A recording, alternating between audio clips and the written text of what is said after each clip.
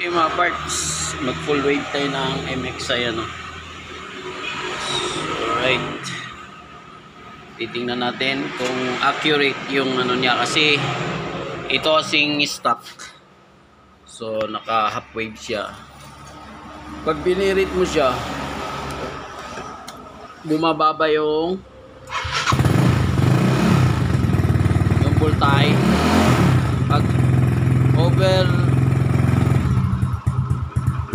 Pag over na sa rev, high RPM na siya.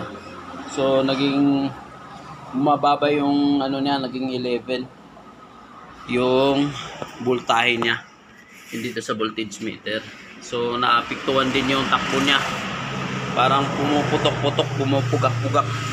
So ang gagawin natin, full wave natin. Balitaan ko kayo kung good yung gawa natin. So right, cut ko muna. Alright mga birds, tatanggalin na yung magneto. Okay. So malinis pa siya, wala namang dumi. Almost 6 months na siya, wala pa siyang dumi. So bantayan nyo lang lagi dito para malinis siya, no? Bugaan nyo lang ng pabugaan nyo sa shop. So right, check natin yung stator coil. Kung simula dito tapos dito. So continuity natin, continuity. So tingnan natin kung continuous siya. Pwede natin full wave to. Pag gumalaw yung tester, pwede natin full wave. Yun. Nice. So right. So wala dyan sa ground, wala. Nandito sa dulo. Ayan o. Para alam nyo, no? Dapat pag gumalaw siya, continuous yung winding niya. Itong winding nito sa simula nito sa umpisa hanggang dito sa dulo. Alright, yan o. Continuous siya. O, gumagalaw yung multi-tester natin. So, pwede natin siya i-full wave. So, okay. Ang gagawin natin, gagamitin 4 pins or 5 pins na Morning. rectifier or regulator, GY6 or CJ. Ganun stator. Alright, bugaan ko muna para malinis.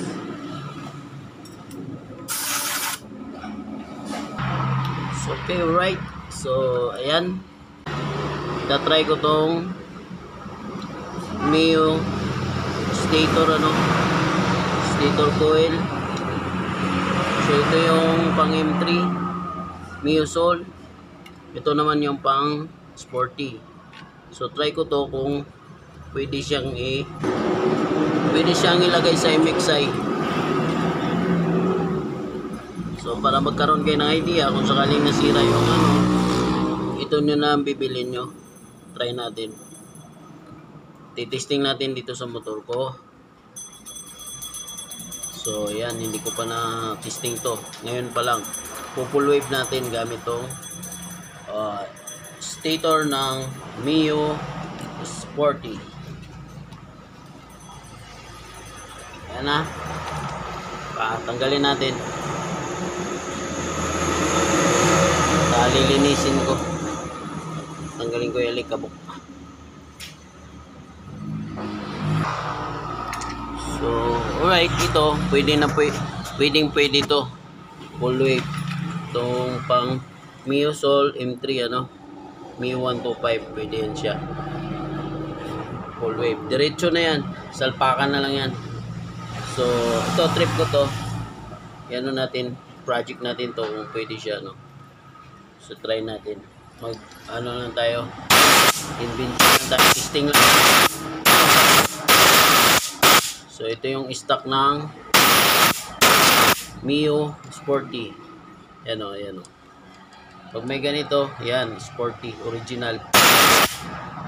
Pag replacement, yun, naka na lang siya. Wala siyang socket.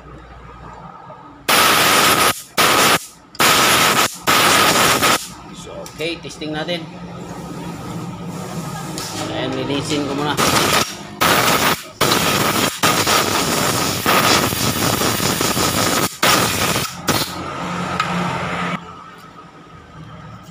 So, ayan, dayain ko muna itong kinalawang ano.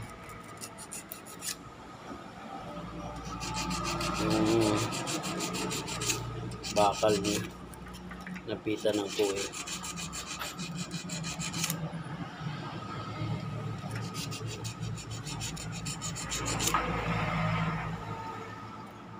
So, ayan, nalinisan ko na siya. Salpak natin. So, right, ayan, naputol na natin. So, yan. Ito yung connection niya. Ito yung half wave. Yan. Tsaka ito yung full wave. So, yan. Lalagay na natin. Kukunin muna natin itong ano. Itong isang stator. Cut muna natin. So, okay, yan na. Ito na. Papalit na natin yung wire sa tube ng ano, stock. Hilahin na natin. Okay, lagyan na natin. Gamit pa rin natin ano, pulser doon sa Mio 125, no. Yun pa rin gamit natin para make sure na wala siyang supply. Charging lang ang ano natin, papalitan.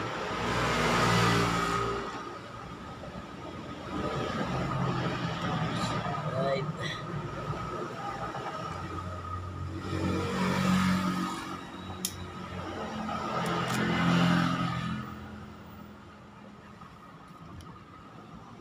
Cut muna natin. So, advice ko lang sa inyo, yung pulse na gagamitin nyo pang MXI. Dahil tinisting ko na to, ayan o, tinamaan siya, ayan o. Pang Mio 125 to. So, nilagay ko rin dyan na pwede siya pero may conversion na mangyayari. Ito twist nyo lang to para magsakto siya. Pero pwede siya, Mio 125 M3 or Mio Sol. Nailagay ko na yung pang sporty na stator coil. So, hilahin ko yung wire. Hilahin natin yung wire para mag-fit. Yun. Yan. So, yun. Nahila na natin. Yun.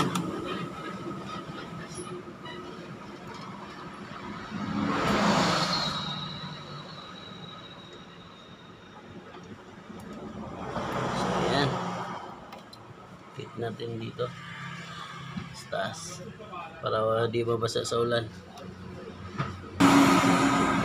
Right, balutin lang natin dito para hindi mabasa sa ulan. Hindi gagapang yung tubig ng ulan dito. Or yung mga tubig, no? Pag nagpakarwas, hindi siya gagapang dyan. Yun. Yan. Na-fit na natin, babalik na natin.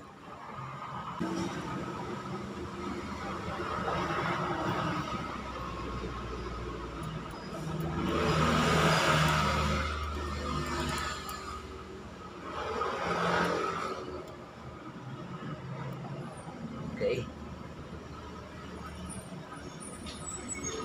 Cut muna natin. Alright, nalagay ko na yung pulser. So, ipitan lang natin.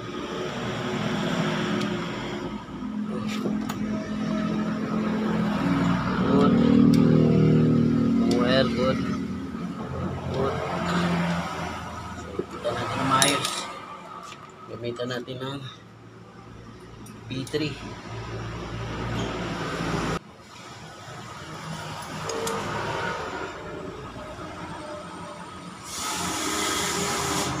So, trying and error ka. Try natin. Saksak na yung mag dito.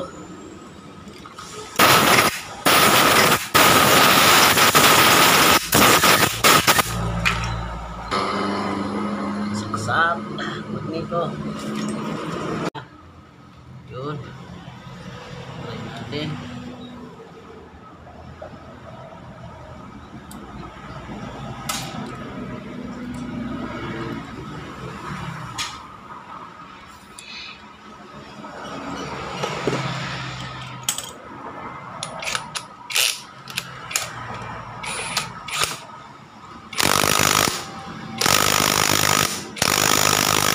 Yun. Okay, ikutin natin kung freewheeling siya. Yan. So, right, okay naman. Good. So, okay. Wirings na natin. Wirings na natin. Dugtungan natin ng wire. So, ilagay natin dito yung regulator. Okay. Cut muna natin. Balitaan ko kayo mamaya. Balik ko lang lahat. Tapos, banda rin natin. So, okay. Natapos ko na. Try na natin.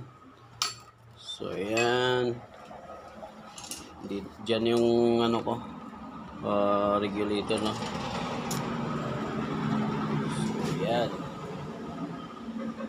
So, testing natin kung charging siya. Alright.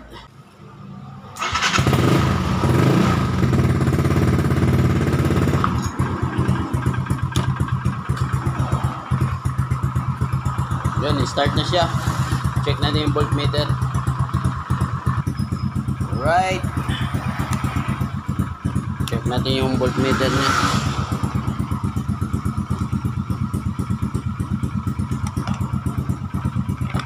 Kailangan abot siya ng 14 volts.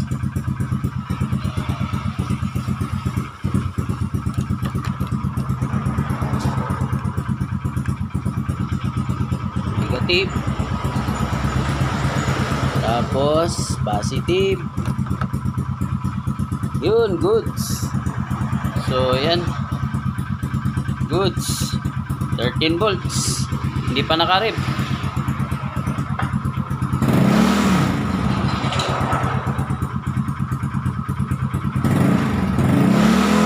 Perfect. So alright, 14 volts siya. So dati kasi pag binibirit ko ng malakas, bababa siya. So check natin dito sa ano, voltmeter dito sa aftermarket.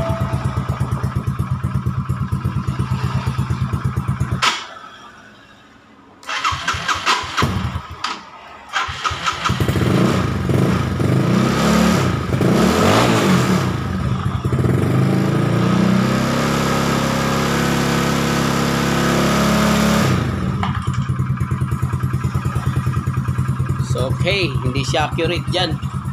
Kaya yung charging ko nagloloko siya pag binirit ko ng gusto. So overcharge. So dito, ito yung accurate. Yan o.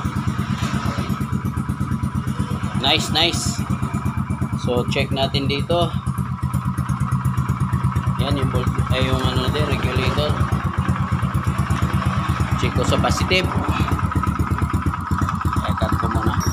Okay, testan natin dito sa mismong regulator na, no? Sa output ng regulator. So magulo pa yan siya kasi hindi pa natin na-fold yung wirings. So right, testing. Kung accurate. Charging dapat abot siya ng 14 volts. So hanap tayo ng ground.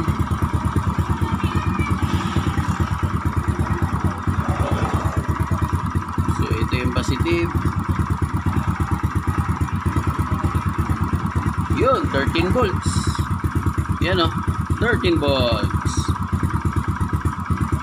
Nice, nice. Tapos pag i-rev natin ng gusto, kailangan hindi siya susubra, hindi siya bababa. Kasi ganun ang nangyayari yung dati kong regulator. Kaya full wave ko to. So right, cut ko muna tayo. I-testing natin i-rev.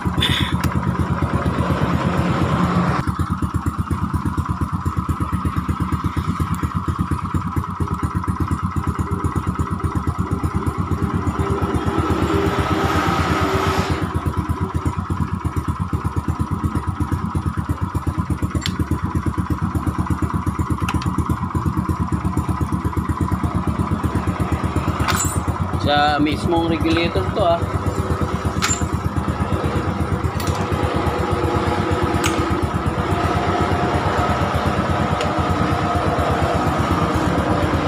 Yan, sa mismong regulator. 14, kakarga na siya ng gusto.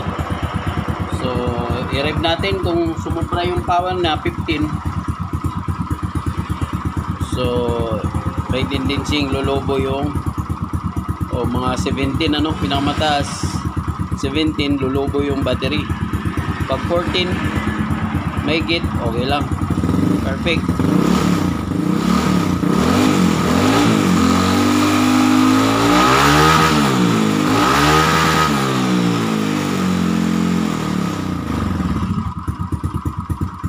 So right, hindi siya umabot ng 15.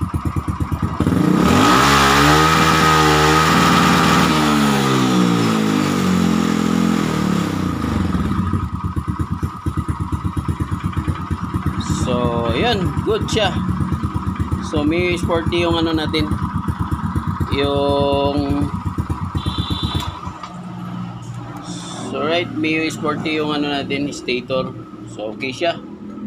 So, pag nagdi-DIY kayo, pwede siyang gamitin ano, or charging lang yung ano lang niya. Yung charging lang niya. Yung charging lang niya. Pero yung pulser, so, hindi nyo pwedeng gamitin yun. Dahil hindi siya fit. So, okay, yun lang. So, okay siya. Good. Goods na goods.